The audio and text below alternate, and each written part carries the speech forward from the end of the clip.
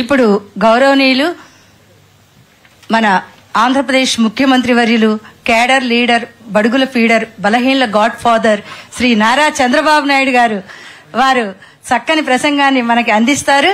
వారి కర్తృత్వం, మిత్రత్వం, నేతృత్వం, ధాతృత్వం, భాతృత్వం, సౌభ్రాతృత్వంతో ఆంధ్రప్రదేశ్ అభివృద్ధి చెందాలి అనే ఆశ, ఆకాంక్ష, ఆశయం, ఆదర్శం, అభిలాష తోటి వారిని ప్రార్థిస్తున్నాను. మీ ఇద్దరు కృష్ణార్జునులాగా మంత్రాలు చేసుకుంటూ చక్కగా రాష్ట్రాన్ని ప్రగతి పథంలో నడిపించాలనేదే మా కోరిక.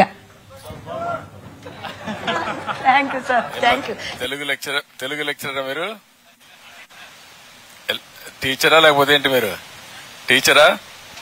ఏది తెలుగు టీచర్వే? సబ్జెక్ట్ ఓకేమ్మా. ఓకే ఓకే ఓకే నువ్వు అవి కూడా చాలా గట్టిగా చెప్పేస్తున్నావు. ఓకేమ్మా. మిత్రులు, గౌరవనీయులు, రాష్ట్ర ఉప ముఖ్యమంత్రి శ్రీ కొణిదెల పవన్ కళ్యాణ్ గారు, కేంద్ర మంత్రి గౌరవనీయులు శ్రీ పెంబసాని చంద్రశేఖరరావు గారు, గౌరవ శాసనసభ్యులు గౌరవనీయులు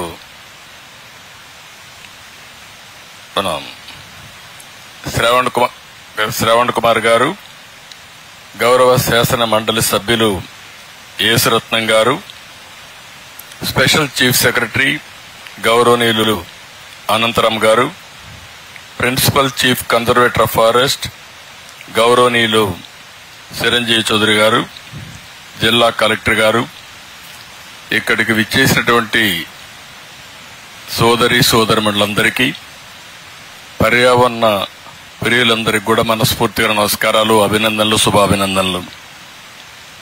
ఈరోజు మా కార్యక్రమం అయితే నరసరావుపేటలో ఉంది. ఓసారి వాతావరణం అనుకూలించకపోతే మనం ఏమీ చేయలేం. మేమిద్దరం కలిసి అక్కడికి వెళ్ళాలి. అక్కడ జేఎన్టీయూలో ఈ చెట్లు నాటే కార్యక్రమం పిల్లలతో కలిసి చేయాలనుకున్నాం. అక్కడ మిస్ అయ్యాం.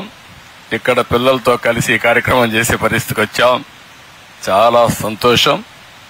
ఒక మహత్తరమైన కార్యక్రమం, ఒక శుభ కార్యక్రమం.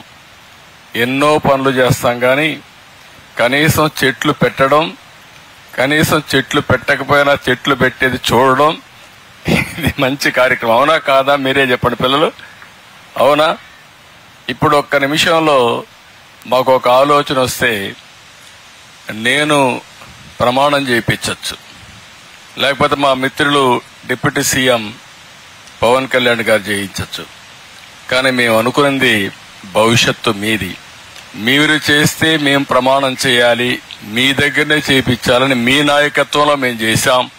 అది ఈ ప్రభుత్వం యొక్క పట్టుదల అని చెప్పి కూడా నేను మీకు తెలియజేస్తున్నాను.